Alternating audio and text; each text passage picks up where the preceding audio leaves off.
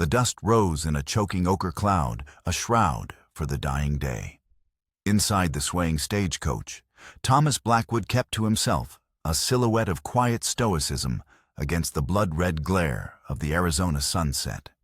The rattle of the wheels over rock and rut was a familiar rhythm, a sound he had come to associate with the lonely expanse of his life after the war. At 38, his face was a map of hard miles and harder memories etched by sun and sorrow. The other passengers, a nervous-looking banker, a garrulous salesman, and a woman in a modest traveling dress, filled the silence with idle chatter, their words as transient as the dust motes dancing in the slanted light. Thomas's gaze was fixed on the horizon, but his mind was miles and years away, lost in the smoke-choked fields of Virginia. He wore his past like a second skin, invisible but ever-present. The war was over, they said, but for men like him, it was merely a change of scenery. The enemy was no longer a man in a gray uniform, but the ghost in his own reflection and the echo of a scream in the whisper of the wind. The sudden violent lurch of the coach yanked him back to the present. It was followed by the sharp crack of a rifle. The driver's cry cut short and the terrified whinnying of horses. The coach skidded to a halt, throwing the passengers into a heap. Before the dust had even settled, the door was wrenched open, revealing the leering face of a bandit, a dirty bandana pulled high over his nose. "All right now, folks," the man snarled, his voice a gravelly rasp. "Let's make this quick and painless. Valuables on the floor." 3 more men appeared, their movements practiced and brutal. They were vultures in human form, circling the carry-on of fear. But it was their leader who drew Thomas's attention. He moved with a chilling economy of motion, his presence radiating a cold, predatory authority. A jagged scar, old and white, sliced down his left cheek from temple to jaw, a permanent sneer carved into his flesh. He ignored the trembling banker and the salesman, his eyes locking onto the woman. "The payroll box is under the driver's seat," the banker stammered, pushing a leather satchel forward with a shaking hand. The scarred man, McCabe, paid him no mind. He stepped into the coach, his gaze fixed on the woman who clutched a small purse to her chest. "I'm not just here for the company's money," he said, his voice a low, menacing purr that was more terrifying than a shout. He reached out and snatched the purse from her grasp, emptying its meager contents onto the floor. His eyes narrowed, scanning the small collection of coins and personal effects. "Where is it?" The woman shook her head, her face pale with terror. I don't know what you're talking about." McCabe's hand shot out his fingers, wrapping around a thin silver chain at her throat. He yanked, and a delicate, intricately carved silver locket came free. "This," he hissed, holding it up. "This is what I'm talking about." He pried it open with a thumb, his expression darkening with fury when he found it empty.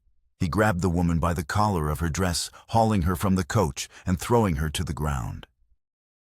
"Where is what was inside?" he demanded, looming over her.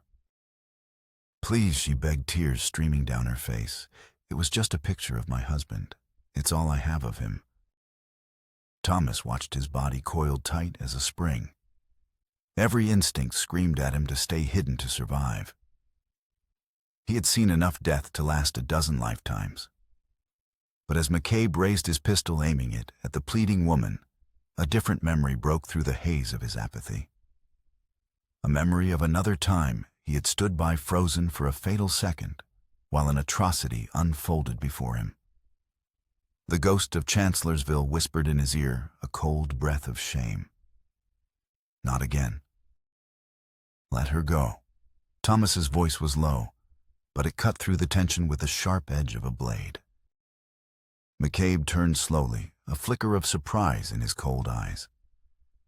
"And who might you be?" "The man telling you to let her go."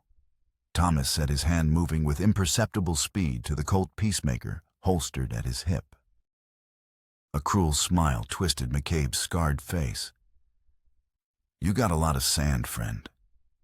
But this desert is full of dead men with sand." He turned his attention back to the woman. Last chance.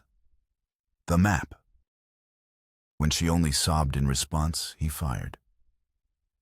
The sound was flat and final, a punctuation mark on a life cut short. The woman's body went limp in the dust. A collective gasp came from the other passengers. In that moment of shared shock, Thomas moved. His Colt was in his hand, barking twice before McCabe's men could react. One bandit clutched his chest, a look of astonishment on his face as he crumpled. The other spun around his rifle, discharging harmlessly into the sky before he fell.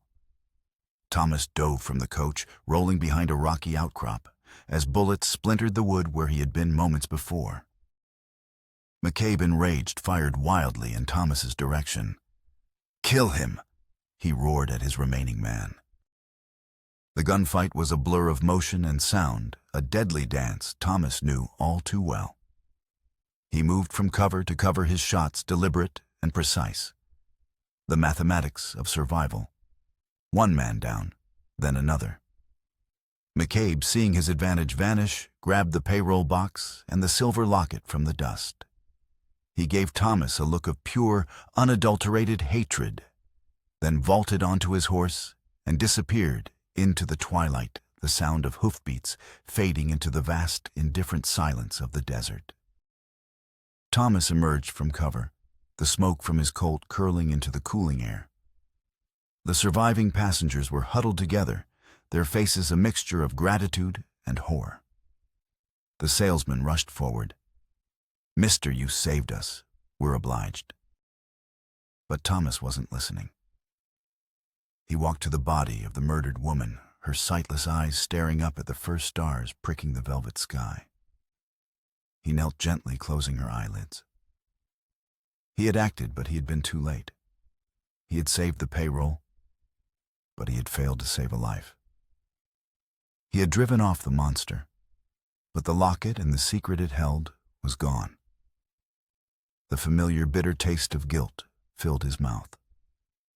It was the taste of Chancellorsville, the taste of failure.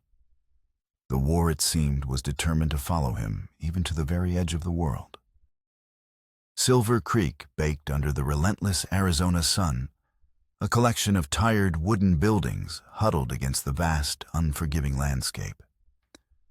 The air smelled of hot dust, horse sweat, and the metallic tang of the blacksmith's forge where steel rang against anvil in a constant rhythmic lament. From the swinging doors of the saloon, the tinny notes of a piano fought a losing battle against the sigh of the wind that swept down from the canyons, carrying whispers of forgotten things. The red sand of the main street glowed under the sun, a river of fire flowing between the weathered facades. This was Thomas Blackwood's sanctuary, the place he had come to bury the man he had been. His ranch lay a few miles out of town, a modest spread of land carved from the wilderness. It was a simple existence, defined by the rising and setting of the sun, the mending of fences, and the quiet company of his horses. It was a life built on the premise of peace. But peace was a fragile thing in this land, and even more so in the heart of a man like Thomas. The war was a phantom limb, an ache that returned with the changing weather. The glint of sunlight on a pocket watch could for a fleeting second become the cold shine of the silver locket in McCabe's hand, and his breath would catch in his chest. The sharp crack of a mule skinner's whip in the street was the crack of a rifle, and he would find his hand hovering over the butt of his Colt, his heart pounding a frantic battle drum against his ribs. These were the ghosts of his war flashbacks that struck without warning, sharp and visceral, leaving him disoriented and hollowed out. He rode into town for supplies, his stallion Ajax moving with a steady, ground-eating gait. He dismounted in front of the sheriff's office, the sign creaking a mournful welcome. Sheriff Jack Davidson was waiting for him on the porch, leaning against a post. The silver in his beard couldn't conceal the puckered line of a scar that ran along his jaw, a memento from a Confederate saber at Gettysburg. "Heard you had some trouble on the trail yesterday," Davidson said, his voice a low rumble. His limp was more pronounced today, a painful reminder of the day Thomas had dragged him through a hail of Minier balls to safety. Their bond hadn't been forged in friendship, but in the crucible of shared survival. "Just a few border rats with bad intentions," Thomas replied, his tone clipped. Davidson managed a dry chuckle that turned into a hacking cough. "Same way you happened upon those Comancheros last month, I suppose. You can't keep patrolling the whole territory yourself, Tom." "Not trying to." The sheriff's expression sobered. He lowered his voice, glancing around the street. "Word of that stagecoach robbery is making folks nervous. A dead woman, a stolen payroll. And the description of the leader matches a man who's been asking questions around here. Man with a scar on his cheek." Thomas felt a cold knot tighten in his stomach. McCabe. That's the name Davidson confirmed. And that's not all. An Apache raiding party hit the Miller place 2 nights back. Burned the barn, took all their horses. Tensions are running higher than a July fever. The word Apache brought another ghost to the surface. Not of the war between states, but of a smaller, uglier conflict. A burning camp, the smell of whiskey on the breath of volunteer militia, and the terrified eyes of a child. He had intervened that day, an act of conscience that had earned him nothing but scorn from his fellow soldiers. "Renegades?" Thomas asked, pushing the memory away. "Word is it's a Gala's band. The Territorial Army is sending a detachment next week to handle the situation." Davidson said, the distaste clear in his voice. They had both seen enough of the Army's way of handling things. It usually involved more fire and blood than solutions. Until then, the sheriff continued, his eyes meeting Thomas's. "Keep that rifle of yours loaded." "Always do," Thomas said the words, a simple statement of fact. In his world, the war had never truly ended. It had only changed its name. The creek that bordered Thomas's land was his Rubicon, a clear, cold line between the world of men and the sanctuary he had built. He was mending a stretch of fence along its bank, the rhythmic work a balm to his restless mind, when he saw her. She was collapsed by the water's edge, a broken doll tossed among the blood-spattered rocks. Her dark hair was fanned out like a raven's wing, her buckskin dress torn and stained. An Apache by her features and dress. Young, maybe 23.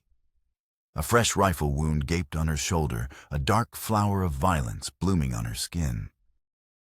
His hand went to his Colt, a reflex born of years of caution. An Apache on his land, wounded and alone, meant trouble. It meant questions he didn't want to answer and conflicts he wanted no part of. The sensible thing, the safe thing, was to ride away and pretend he had seen nothing. But as he stood there, a war raging within him between instinct and conscience, her eyes fluttered open. They were dark, defiant, and filled with an astonishing spark of recognition. "Don't you recognize me, Cowboy?" She whispered each word, a visible, painful effort. "I'm the girl you saved from the militia 13 years ago." The words struck him with the force of a physical blow. The memory, a ghost he had tried to keep buried, rose up with stunning clarity. The burning camp, the reek of smoke and cheap liquor, drunken volunteers leveling their rifles at a terrified child cowering behind a smoldering log, and his own voice cold with an authority he didn't feel. "Stand down. She's just a child." He remembered her vanishing into the smoky darkness as the men cursed his interference. He had never known her name. Maya. She breathed the name, a key unlocking the past. A faint, pained smile touched her lips before her eyes rolled back and unconsciousness claimed her once more. Thomas stood frozen, caught in the cross-currents of past and present. Every rational part of his brain screamed at him to leave her. An injured Apache woman on his ranch was a lit match in a barn full of dry hay. It would bring McCabe, the army, the town's prejudice, all of it crashing down on his quiet world. But the same stubborn code that had made him step forward for a child 13 years ago, the code that had survived the slaughter of Antietam and the hell of Gettysburg, wouldn't let him walk away now. With a muttered curse that was half prayer, half condemnation of his own foolish heart, he stooped down. He gathered her limp, surprisingly light form into his arms and carried her away from the boundary of the creek, back toward the fragile peace of his home. He was bringing the trouble in, he knew. But some troubles he was beginning to understand, a man had to face head-on. The bullet was lodged deep. Working by the flickering yellow light of a kerosene lamp, Thomas probed the wound in Maya's shoulder, with fingers that had learned their grim craft on battlefields littered with the wounded and dying. She had woken once during the procedure, her body arching in agony. He had pushed a thick leather strap between her teeth, and she had bitten down hard, her eyes squeezed shut, a silent scream of endurance passing through her before the darkness of a faint mercifully took her again.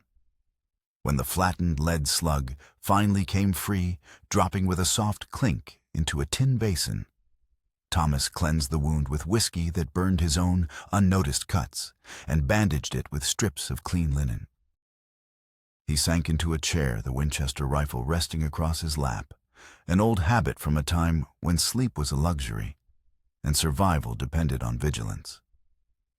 In the quiet of the cabin, he studied her face.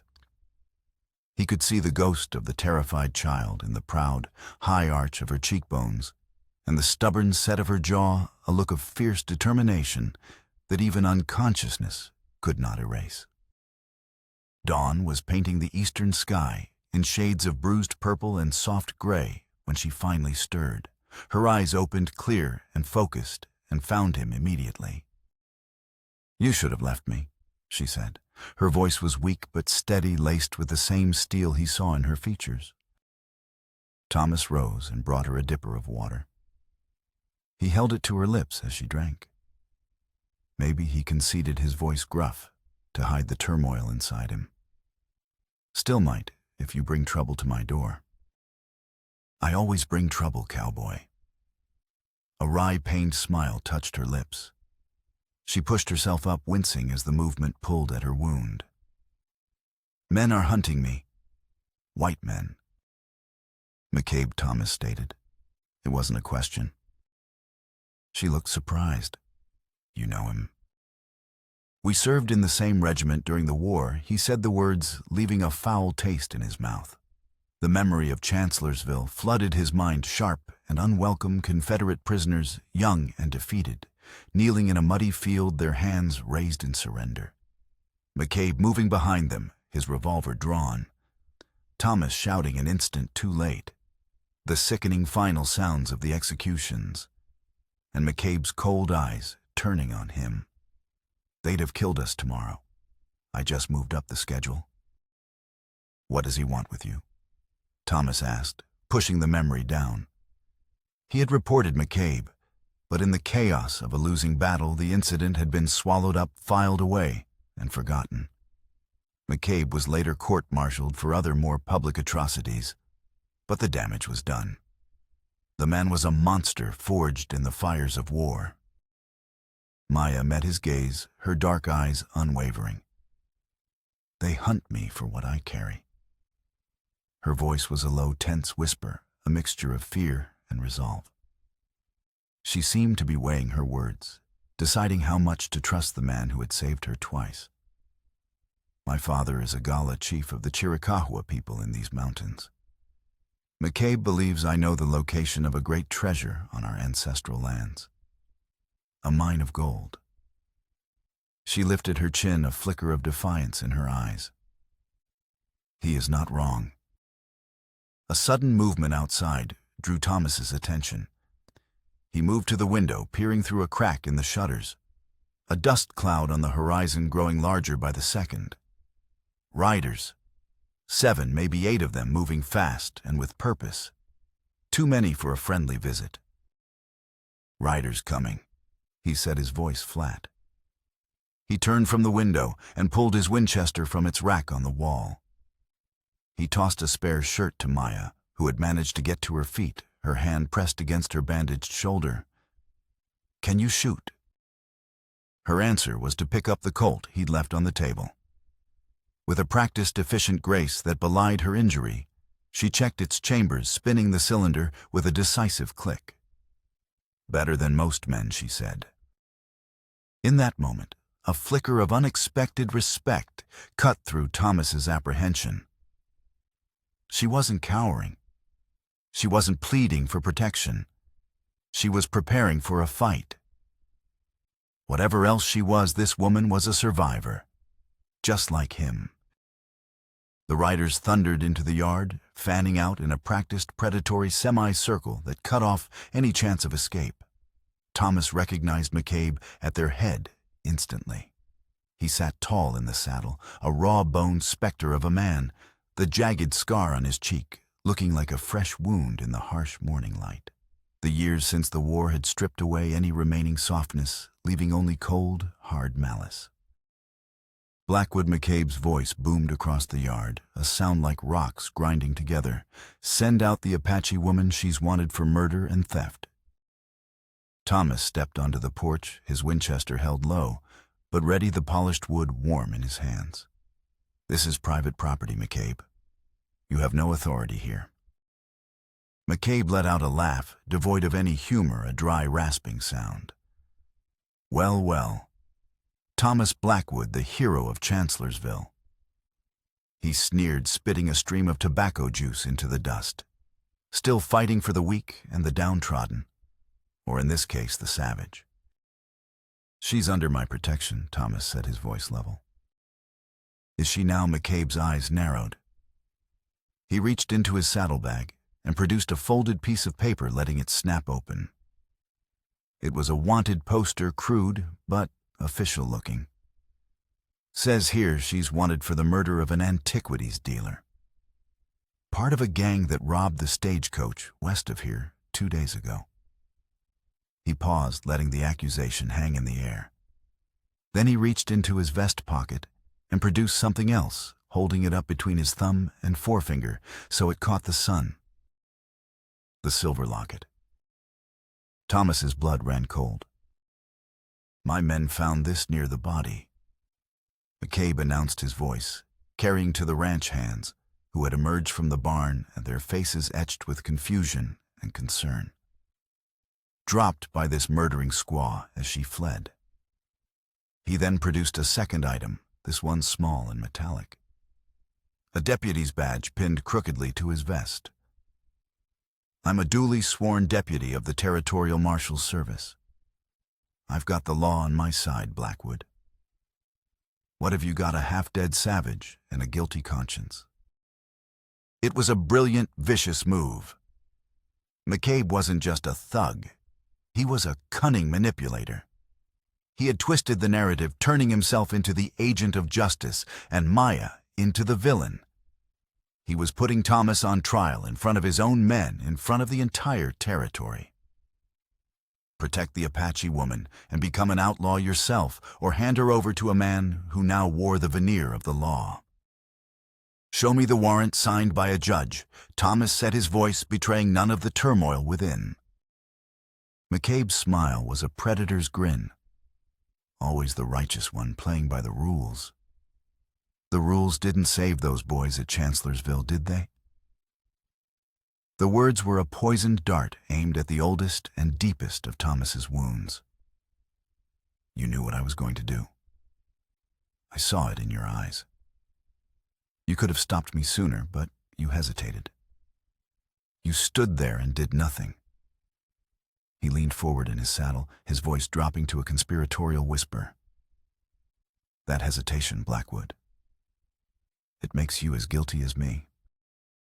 The accusation landed with the force of a physical blow. He had hesitated, frozen for a handful of seconds by the sheer cold-blooded horror of it. In war seconds, were an eternity. Seconds were the difference between life and death. "There's no law that says I have to hand an injured woman over to a man like you," Thomas said, pushing the old guilt down. "I'll give you until sundown." McCabe said, his voice returning to a commanding boom. "You turn her over, and I forget all about your hesitation. You don't, and my posse and I will come and take her. And we'll burn this whole place to the ground while we're at it." He wheeled his horse around his men, falling into formation behind him. As they rode away, leaving a cloud of dust and menace in their wake, McCabe's final words drifted back to Thomas. "And Blackwood, I'm really hoping you choose the hard way." Thomas stood on the porch, the Winchester feeling heavy in his hands. The sun was climbing, and the shadows were shrinking. He felt Maya's presence behind him, a quiet solidarity in the face of an impossible choice. He had until sundown to decide which world to betray, the law of the land or the law of his own conscience. The long, tense hours of the afternoon were spent in preparation. Thomas and Maya worked in near silence, a silent understanding passing between them.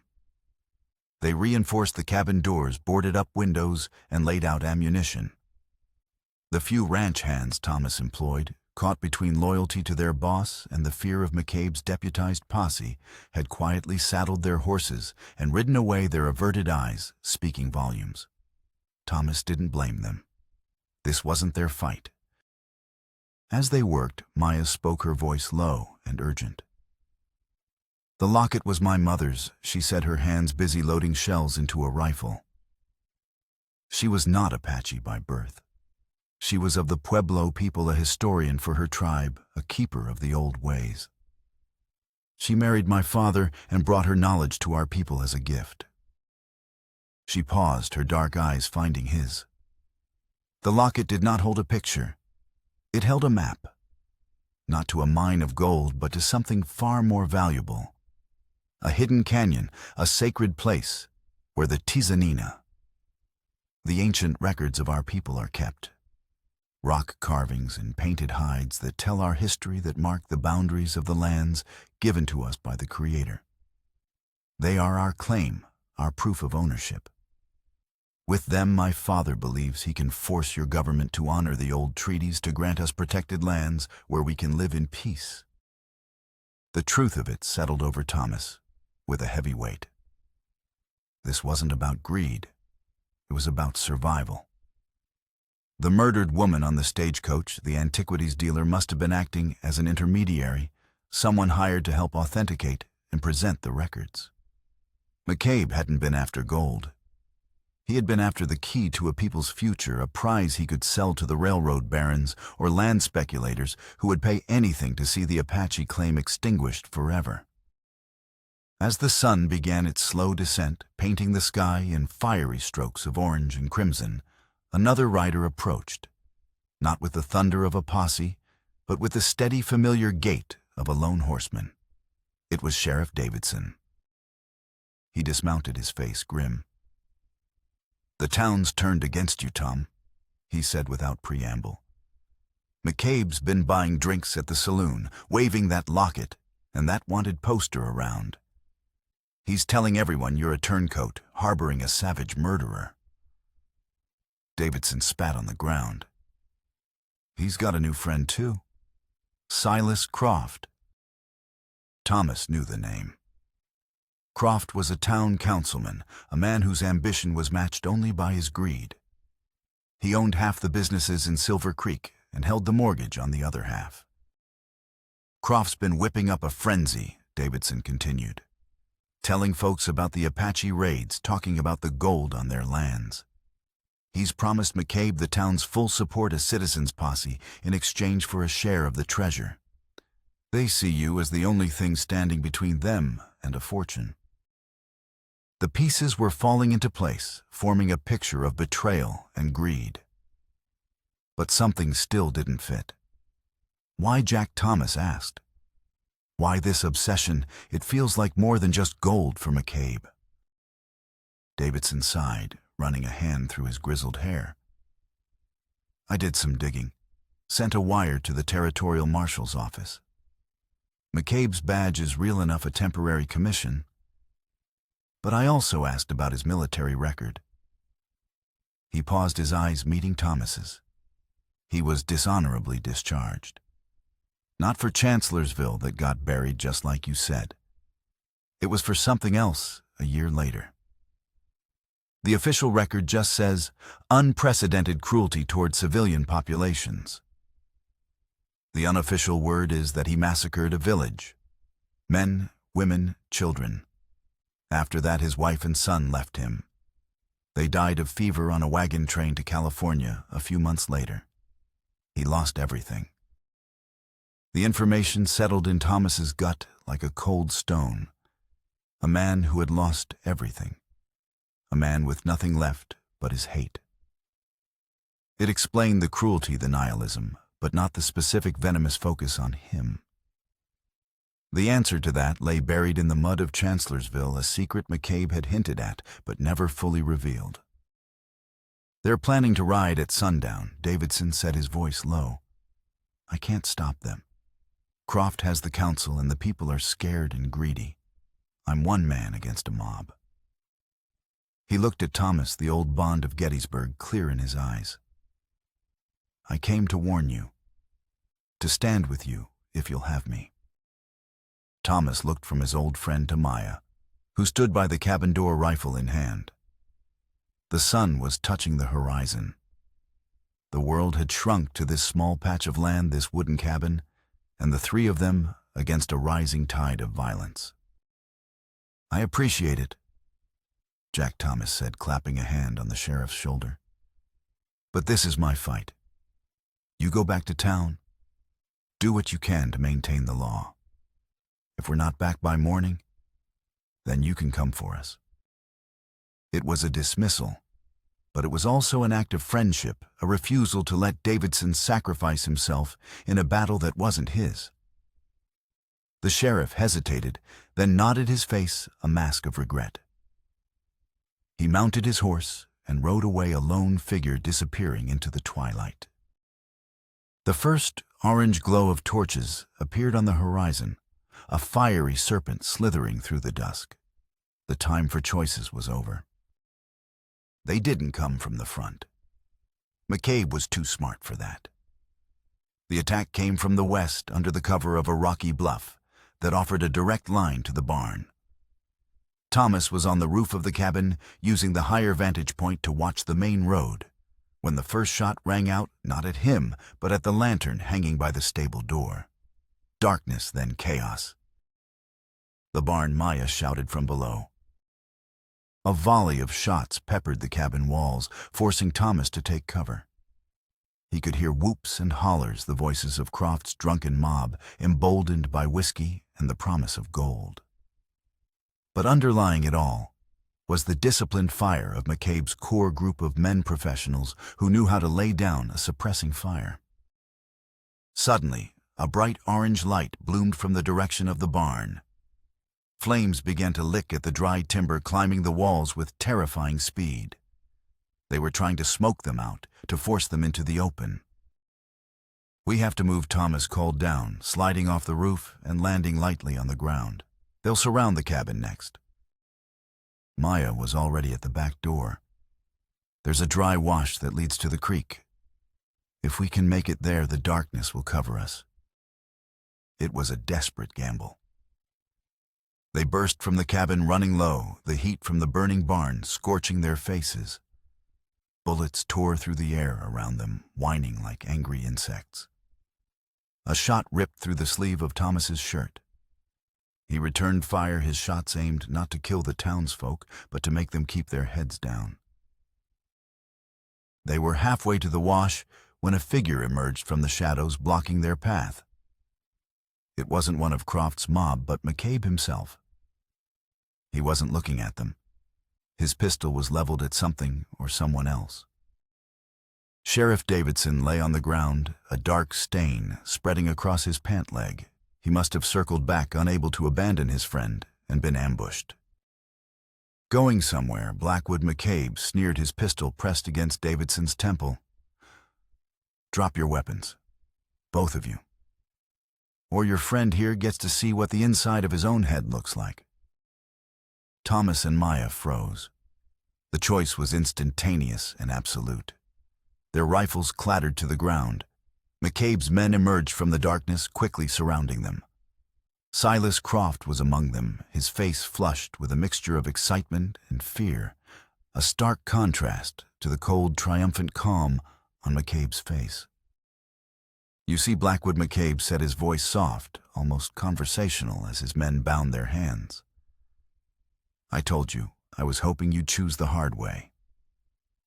He looked from Thomas to Maya, a cruel glint in his eye. "Now we're going to take a little ride.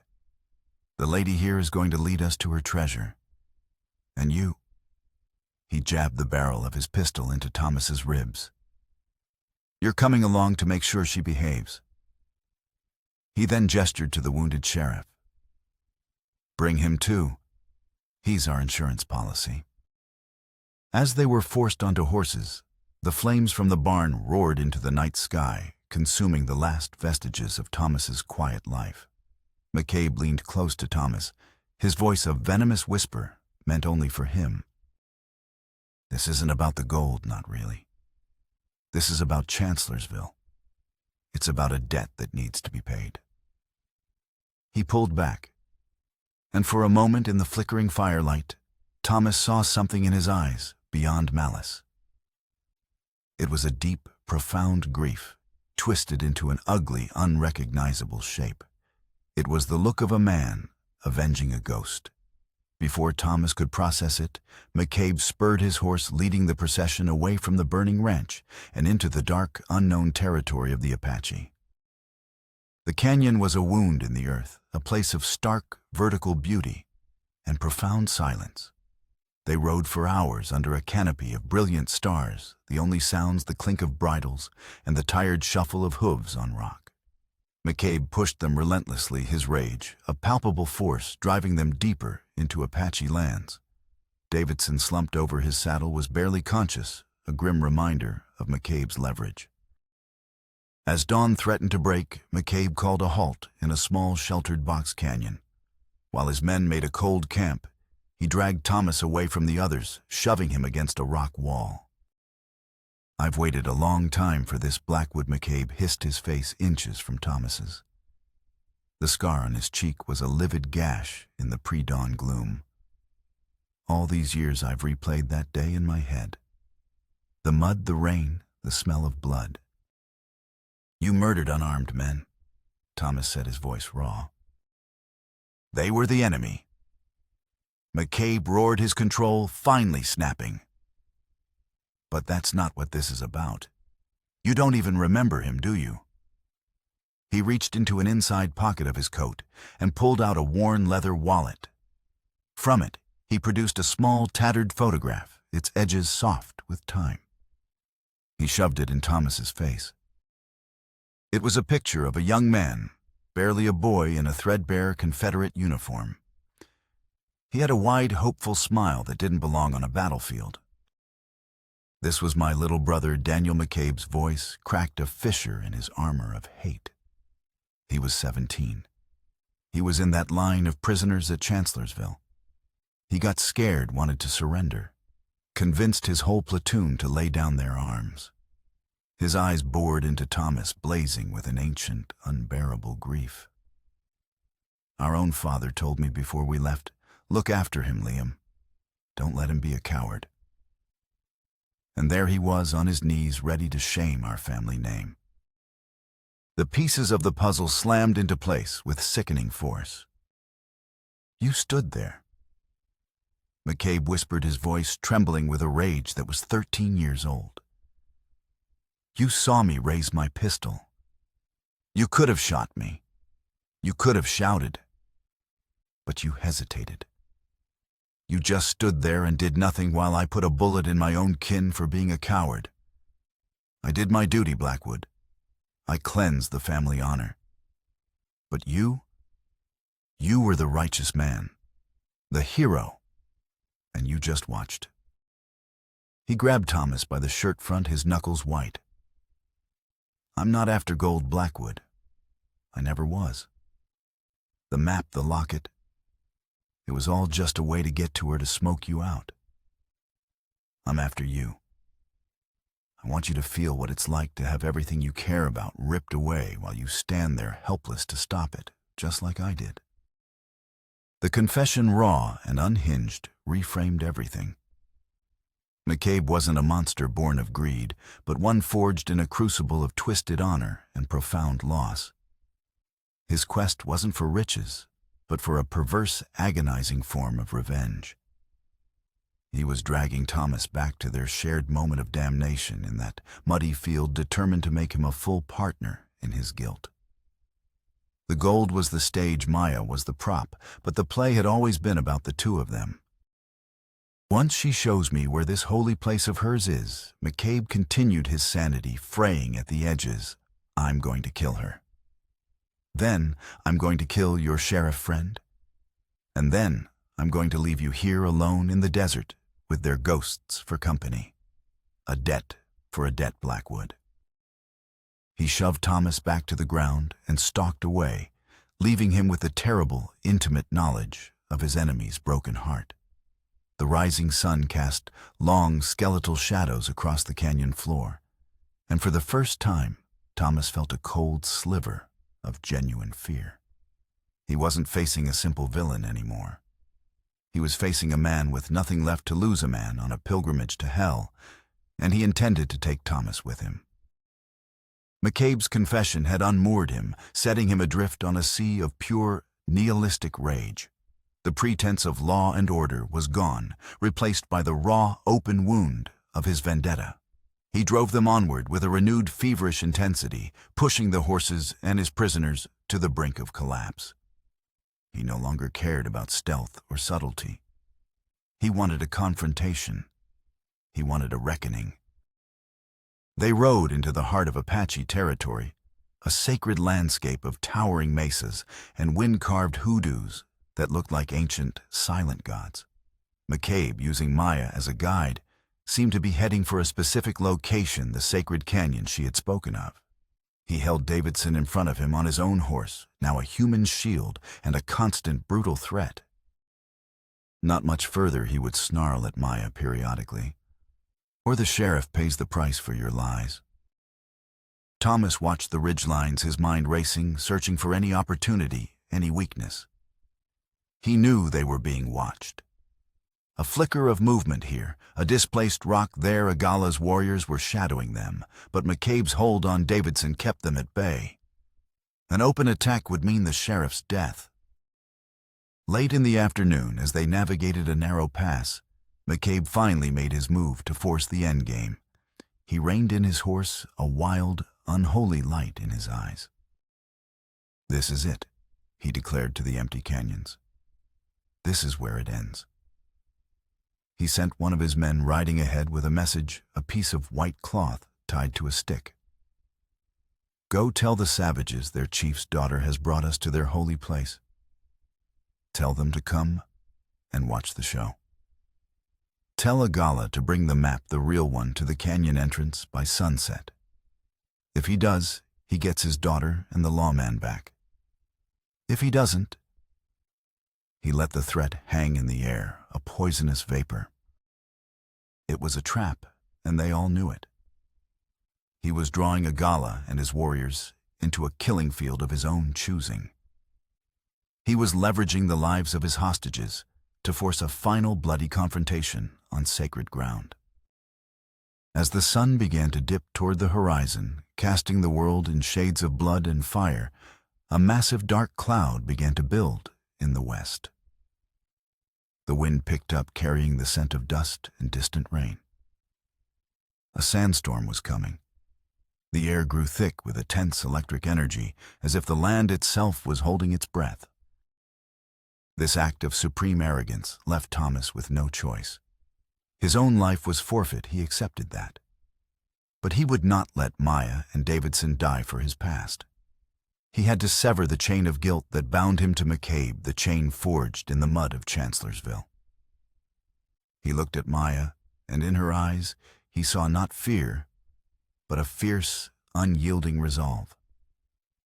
She was ready to fight for her people, for her heritage. And Thomas knew with a certainty that cut through his fear that he was ready to fight for her. He had to trust her completely now.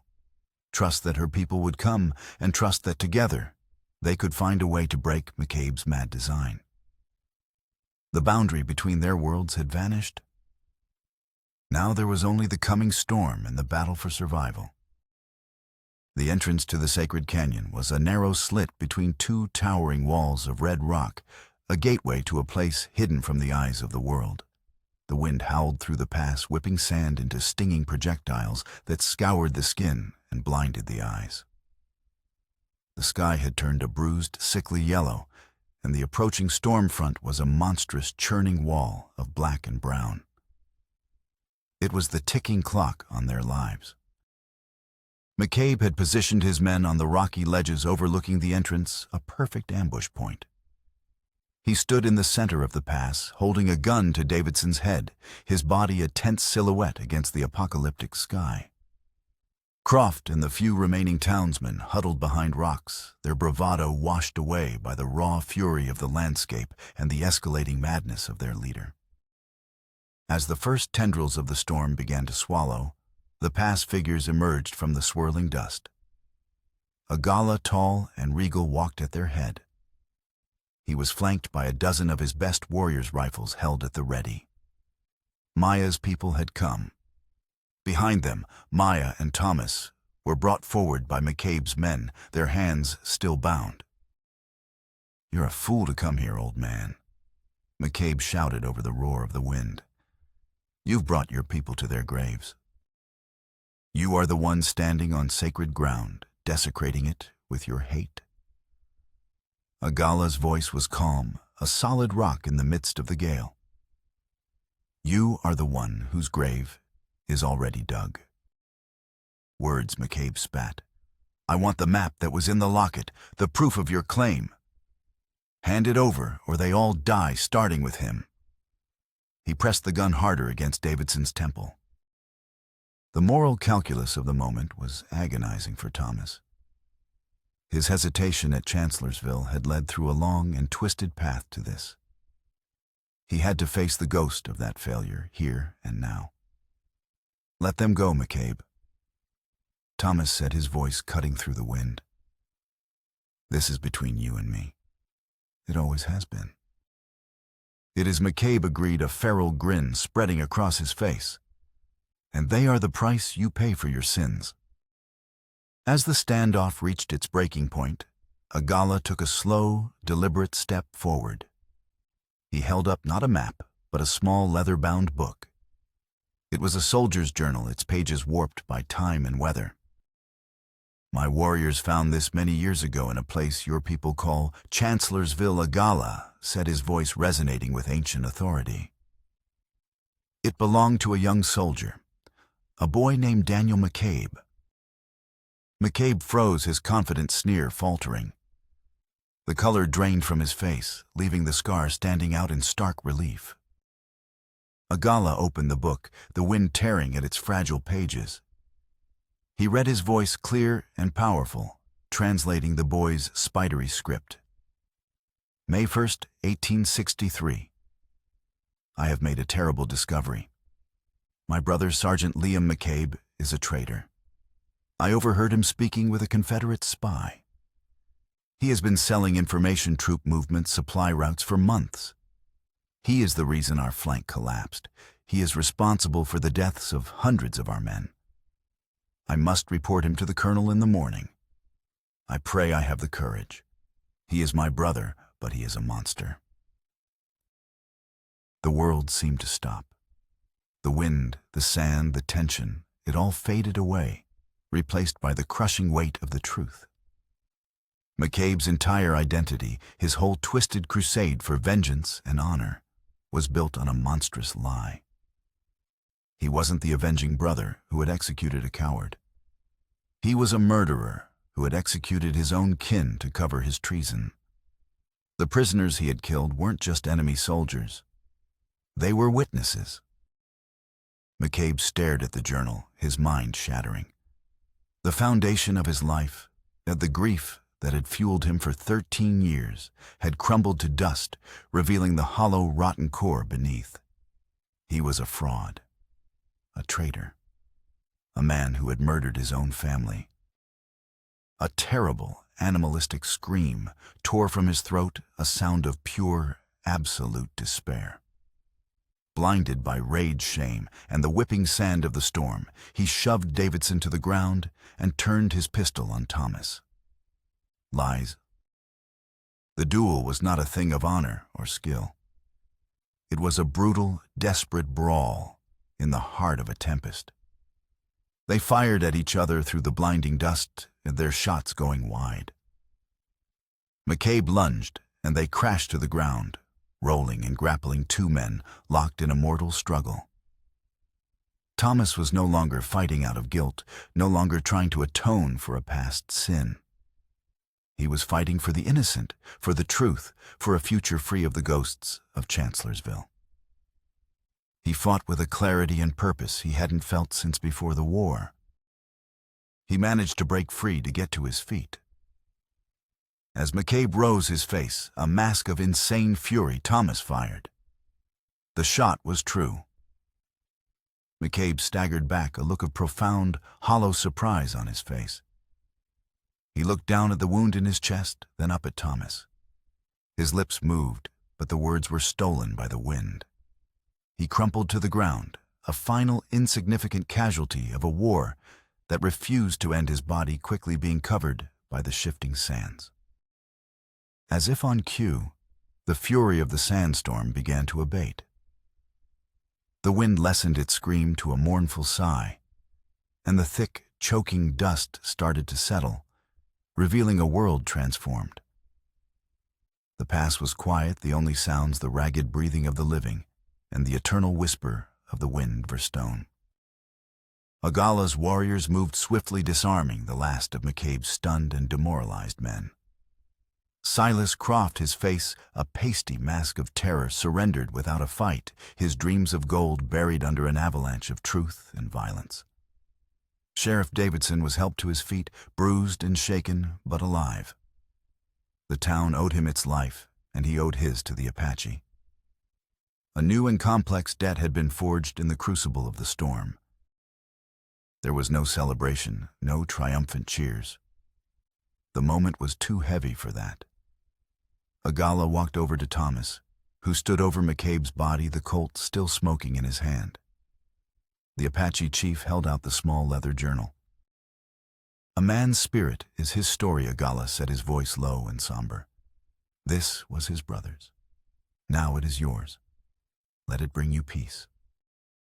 Thomas took the journal, its weight in his hand, feeling both immense and insignificant. The guilt he had carried for 13 years, the shame that had shaped his life, had been based on a lie. He hadn't hesitated in the face of honor. He had hesitated in the face of an incomprehensible evil. The weight was lifted not with a sense of relief, but with a profound and aching sadness for the boy who wrote the words, for the man whose life had been a monument to a terrible falsehood. Maya came to his side, her presence a quiet comfort in the echoing silence. She looked at the gash on his arm, torn open during the fight, and without a word began to tear a strip from her dress to bandage it. As she tended to his wound, her fingers gentle but firm, their eyes met. No words were needed. In the shared ordeal, in the crucible of the storm, a bond had been forged deeper than words, stronger than steel. It was an unspoken promise of a shared future bought with blood and truth. A month later, a formal meeting was held on the hill overlooking Thomas's rebuilt ranch. The barn stood new and strong, the scent of fresh-cut pine replacing the memory of ash. Leaders from Silver Creek, including a humbled Sheriff Davidson and a new town council, sat across a fire from Agala and the elders of his people. It was a sight that would have been unimaginable just weeks before. The records from the sacred site, authenticated by a territorial official, were presented. Combined with the damning testimony of McCabe's brother's journal, they formed an undeniable case. A treaty was signed, establishing a formal protected territory for the Apache. their ancestral lands secured by the very history McCabe had tried to steal. The gold mine was to be jointly managed, its wealth used to build schools and infrastructure for both communities, a foundation for a shared prosperity. The town, shamed by its greed and saved by the man it had been so quick to condemn, asked Thomas to take over for the retiring Sheriff Davidson. After years of running from responsibility, of seeking solace in isolation, Thomas accepted. He understood now that peace wasn't an absence of conflict, but the courage to stand at the boundary and build bridges. For the final scene, as the sun set on a day of new beginnings, Thomas stood with Maya on that same hill. He didn't offer her a ring or a pretty promise. He offered her something far more radical, far more real. He held out a simple star-shaped piece of tin, a deputy's badge. "I need a partner," he said, his voice quiet but firm. "An official liaison to your people. Someone to help me patrol this boundary we've built." Maya looked at the badge, then at him, a slow, brilliant smile spreading across her face. A woman deputy, an Apache woman, she asked a playful challenge in her tone. "The town council will have a fit." "Let them," Thomas said. "Besides, you're still a better shot." They stood side-by-side partners in a new and fragile peace, their shoulders almost touching. Before them, their two worlds stretched out, no longer separate, but joined by a shared horizon. Thomas took the silver locket which had been recovered from McCabe's pocket and the small leather-bound journal. He walked to a spot beneath a lone juniper tree and dug a small hole in the red earth. He placed them inside, not as a way of burying the past, but of making peace with it, of honoring the truths it had finally revealed. As he covered them with earth, he saw a dust cloud on the distant horizon. New settlers, a new wagon train, a new future arriving. He turned back to Maya, the setting sun catching the silver of the badge in her hand. Whatever came next, they would face it. Not as a white man and an Apache woman, not as a soldier and a survivor, but as two people standing together on a bridge of their own, making ready for the dawn.